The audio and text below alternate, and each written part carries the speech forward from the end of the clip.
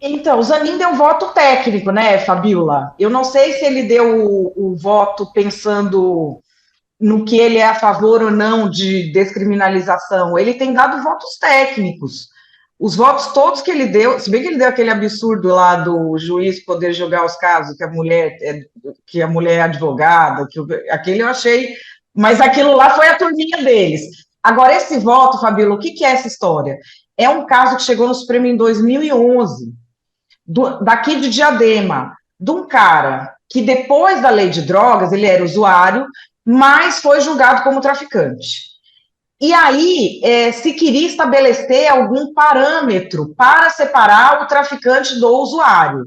Só que aí isso foi evoluindo, esse julgamento também, já tivemos um debate sobre qualidade da maconha brasileira. Eles estão querendo agora estipular que o usuário é quem tem entre 25 ou 25 ou até 25 ou até 60 gramas de maconha e 6 pés de maconha fêmea. Eu não tô nem. Eu nem sabia que maconha tinha macho e fêmea, assim, com toda sinceridade. Esse julgamento ele foi evoluindo de uma maneira que eles estão legislando. E o que o Zanin colocou foi isso. Ele ficou contrário por quê? Ele ficou contrário esse encaminhamento. Esse voto do ministro Alexandre é um voto que o ministro Teori Zavascki, falecido, tinha pedido vista em 2015. Aí o ministro Alexandre herdou do gabinete, 8 anos depois ele traz isso. De um caso assim, um caso que no Supremo ele chegou em 2011. E aí vai se evoluindo o nível de detalhamento disso, já está uma coisa absolutamente maluca.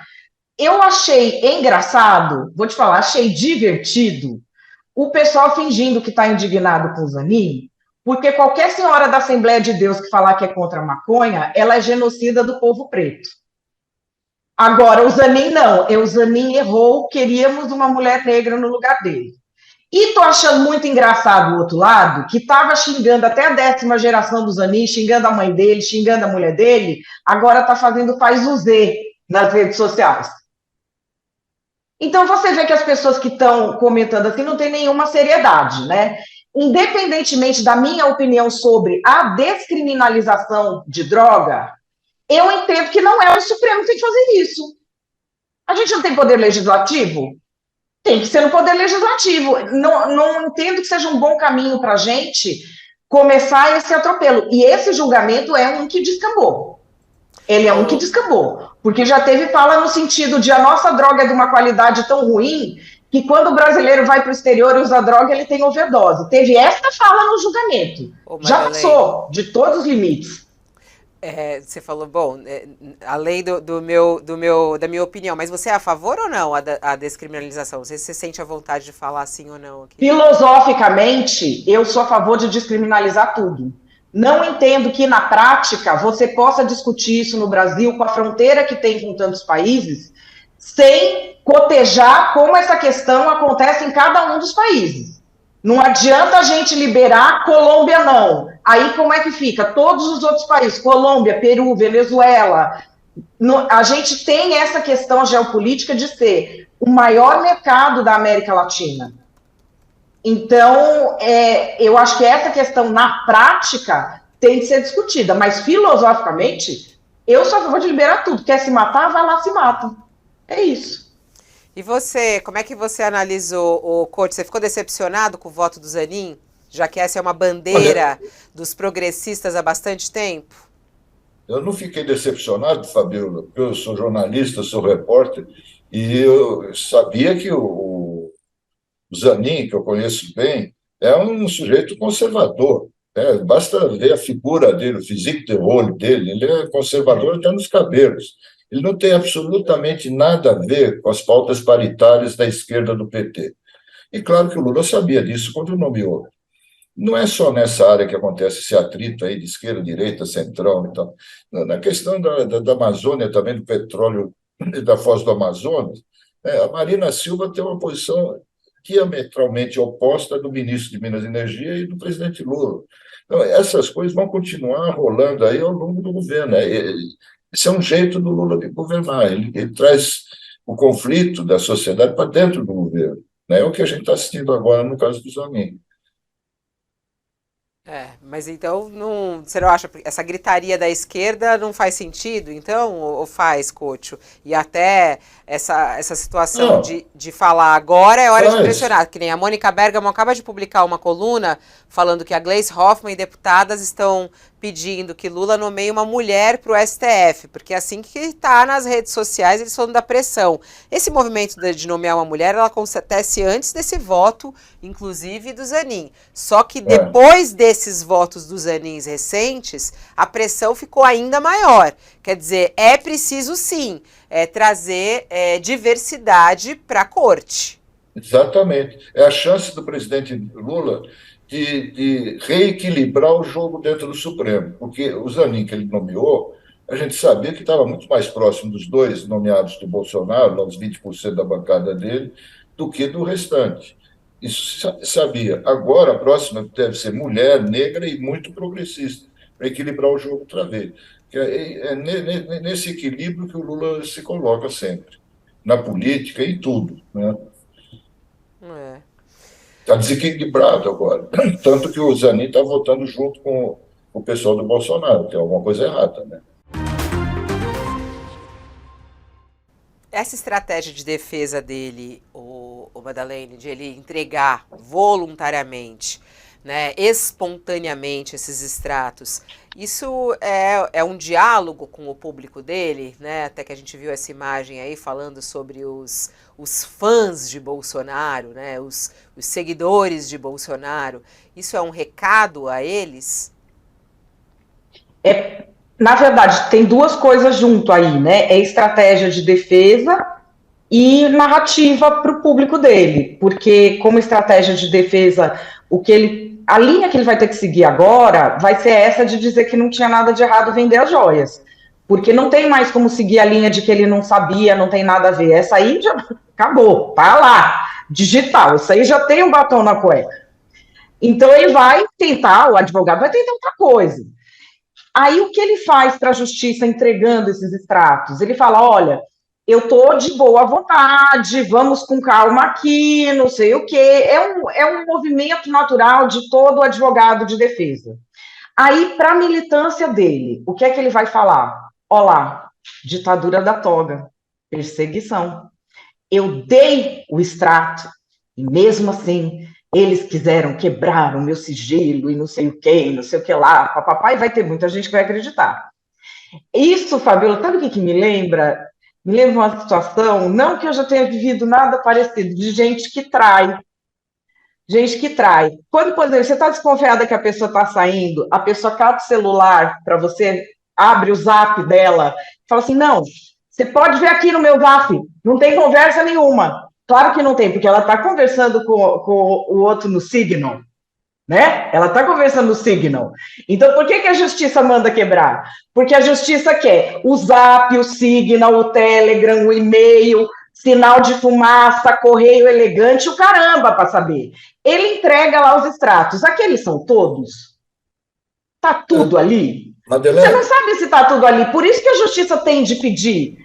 Porque a gente não sabe se o que ele entregou é o tudo. Quando a justiça pede, ela busca o todo.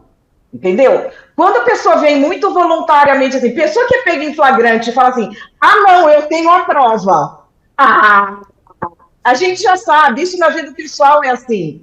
E na justiça, eles querem se assegurar de que os extratos sejam todos os extratos. E nem assim às vezes consegue, né, Fabiola? Porque às vezes põe no nome dos outros, põe em offshore, põe conta no Uruguai, nem sempre consegue. Mas é a melhor tentativa, eu acho possível, você ir judicialmente, legalmente atrás e trazer tudo que é disponível. Madeleine, se eles se anteciparam e entregaram os extratos, é porque eles já limparam as contas antes, porque eles não são tão burros assim, que eles vão entregar os extratos como todas as maracutaias que eles fizeram. Obviamente, eles já limparam isso aí antes. A grande questão que se coloca é o seguinte: essa quebra de sigilo engloba também contas no exterior? Esse é o ponto. Porque para algum lugar esse dinheiro foi. Né? Só do Pix ele recebeu 17 milhões de reais. Né? Onde foi parar o dinheiro? Acho que essa é a questão. Que essas contas que ele apresentou, pô, está tudo limpo. Né? É a mesma história das joias, que ele que tomou a iniciativa de devolver as joias. E não é verdade. O Tribunal de Contas da União, a Polícia Federal, o Supremo, que obrigaram. E agora ele quer de volta para esculhambar, para avacalhar com o processo. Só isso. Dinheiro, né, da, E da também família. tem a coisa em cash, né, gente? Nós estamos falando de Sim, gente que compra casa de 6 milhões de reais em cash. um dinheiro vivo. É complicado ir atrás do dinheiro deles. Você não lembra no Verdade. começo do governo que tinha aquela coisa estranhíssima? Começo do governo, não, na campanha, que ele parava em caixa eletrônico para tirar dinheiro para fazer churrasco para o pessoal da campanha. Vocês lembram disso? É. Eu olhava aquilo e falava assim, mas gente, não é possível que o povo não está vendo a grande lavanderia por trás da churrascada. Não é possível alguém andar com tudo em cash assim. Vai ser complicado para a justiça ir atrás, Fabiola, mas eu entendo que a justiça fez agora o melhor que é possível fazer nesse momento para ir atrás, que é ir nas contas. E hoje em dia também a polícia tem meios, não de pegar tudo, né? Porque em cash é difícil, mas de rastrear a coisa. Quanto deputado, quanto assessor, que nós já vimos ao longo dos anos, com mala cheia de dinheiro, que no fim acabaram pegando e comprovando, mesmo sem ter o dinheiro ali. Então tem muitos meios, a justiça está fazendo um bom trabalho, vamos deixar aí a justiça Vamos. trabalhar. É o caso de demissão, Coach?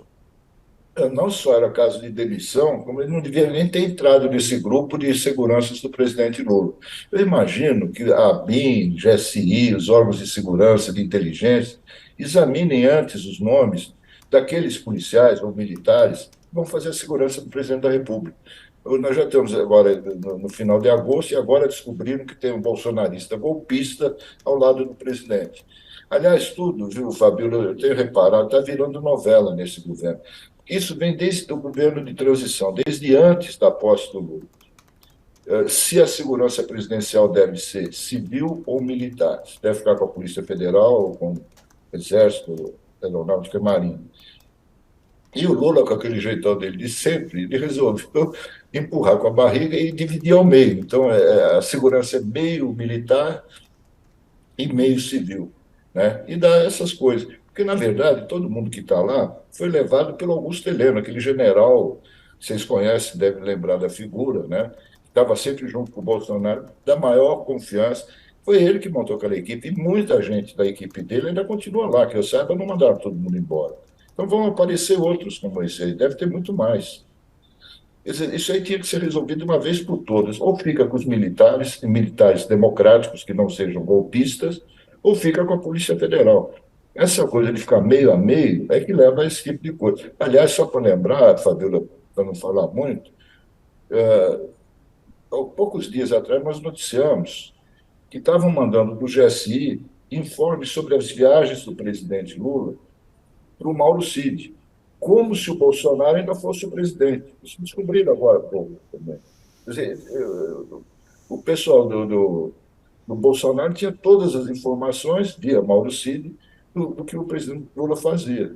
Isso não é possível, pô. Não pode continuar desse jeito. Tem que ter uma decisão do governo que está demorando muito. Como é que você vê, Madá, essa situação desse tenente? Quer dizer, ele ser demitido por ele fazer parte de um grupo, ele foi para o grupo do presidente, na verdade, depois do 8 de janeiro, foi depois ainda desse episódio, mas mesmo assim demitido nesse momento. Então, Fabiola, eu fucei e não consegui todas as informações para entender essa demissão, porque eu não achei qual foi a participação dele no grupo. E eu acho muito preocupante que o fato de alguém estar em um grupo desses, ou de criminoso, ou de maluco disso, sirva como julgamento de caráter, julgamento terminativo sobre a pessoa na imprensa. Porque vão fazer isso com a gente agora? Se eu entro lá para investigar um grupo que tem determinado poderoso que fica incomodado que eu exponho, eu vou presa? É isso? Eu vou ser confundida como alguém que tem participação ativa naquele grupo? Eu digo isso porque eu trabalho com essa área de digital há muito tempo, tenho livros publicados nessa área. Eu estou elaborando um próximo livro sobre criminosos digitais. Eu estou em grupos onde as pessoas já me forneceram várias coisas, reportagem investigativa. aí vai sair o celular de um desses, aí eu tô no grupo de gamer, por exemplo, que se organiza, grupo de gente que vende dados na internet. Você consegue todos os documentos dessa gente entrando no grupo. Aí vai dizer que eu estou no grupo, vai dizer que eu sou parte do grupo, assim, sem saber? O que me assusta é falar sem saber. Pode ser mesmo que ele tivesse entrado no grupo porque ele acredita naquilo e que estivesse infiltrado ali na presidência para passar informação. Pode ser. Pode ser que ele estivesse fazendo a segurança do presidente Lula e tivesse entrado no grupo justamente por isso. Pode ser que ele faça a segurança do Lula, mas ideologicamente seja alinhado com aquele grupo. Pode ser um monte de coisa. O que é, eu não sei. E aí muita gente às vezes me pergunta, o que, que você acha? Eu não acho nada. Ou eu sei, ou eu não sei. E nesse caso eu não sei, Fabiola. Eu não sei. Mas eu acho que você traz você levanta uma questão muito interessante, né? São os novos tempos que a gente vive, Coach. Isso é muito curioso, né? Por exemplo, a gente ainda está sobre o PL lá da fake news, que na verdade não é de fake news, mas a gente entender essa nossa vida digital. É muito maluco isso, porque assim, dentro dos nossos grupos, e quantos grupos a gente segue, correm coisas, lá tem grupo que eu não abro há séculos aqui, ó. Eu tenho um grupo de um curso que eu fiz, XYZ, outro grupo da família não sei o quê, outro grupo de uma viagem que fiz não sei o quê, e dentro desses grupos vão caindo coisas, né? Isso é uma coisa. Agora, outra coisa é alguém que está cuidando da segurança da presidência da República. Outra coisa é a investigação que envolve a participação de militares da ativa numa invasão à sede dos três poderes. Então, assim, às vezes fica tudo meio dentro dessa mistura, só que as coisas têm que ser separadas um pouco também, né, Cocho? Perfeito, Fabiola. Aliás, você falou antes aí na escalada do programa que o comandante do Exército A gente agora vai está tocar querendo. a gente tem a fala dele, a gente vai tocar Não, isso. mas tem a ver com isso que você está falando agora, porque é o seguinte, a Madeleine deu um exemplo dela, né, de entrar em grupos aí de golpistas e tal para fazer matéria, né, para investigar. Então, você também falou que você tem grupos aí que você não sabe. Acontece que vocês são jornalistas, todo mundo conhece vocês como jornalistas. E esse rapaz que foi demitido é militar, agente de segurança do presidente da República. Ele tem que ser investigado antes de começar o trabalho dele. No tempo que eu trabalhei no Sim. governo, em 2003, 2004, ninguém entrava no governo sem ser investigado. Sabe? Virou uma bagunça agora. Sabe? O GSI, que deveria também cuidar disso, e a Casa Civil, o GSI é um esculacho que foi montado pelo Augusto Helena e continua lá. Eu até gostaria de saber quantos já foram mandados embora da equipe do Helena. É ele que botou todo mundo lá, inclusive esse que agora foi demitido. Qual?